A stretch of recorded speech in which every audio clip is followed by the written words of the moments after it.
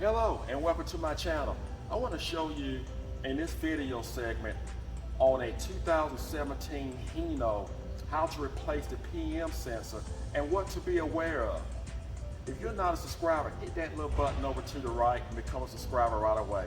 Let's get started.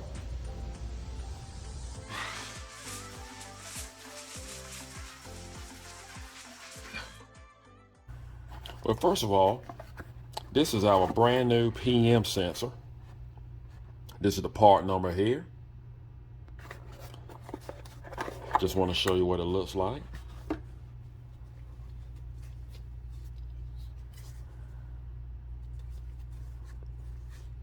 And there's not much to hook up.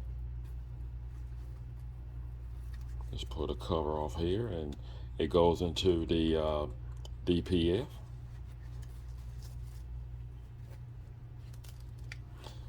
I'm just going to put her right back in the box here. Now, what I want you to be aware of is this letter here. This vehicle is under a warranty enhancement program, and this is the number here, as you can see, and it's basically talking about that this sensor can be replaced by any local dealer for free. And I just want you to be aware of that. And if you have a vehicle from 2017 to 2021, you really need to run your vehicle by the dealer. Just call the dealer, give them your VIN number, and I just want to actually make you aware of this warranty claim, this pretty much recall. And this sensor, the price for this sensor, it cost me, which you can see, it was actually $285.81. My price. So I'm going to return this sensor back to the dealer that I purchased it from, and I'm going to bring the vehicle back to them and have them to do it.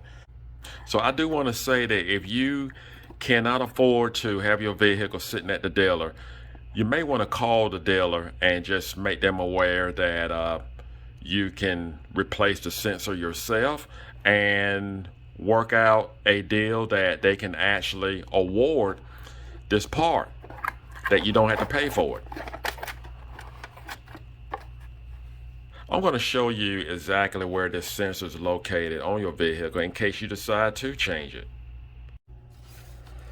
Also, I must say that it is recommended, according to the driver's owner manual, that the PM sensor to be changed every 150,000 miles or 240K. So that's something you want to keep in mind. And it also says here every 60 months. So just want you to be aware of that. All right, we're going to go over to the passenger side of the vehicle.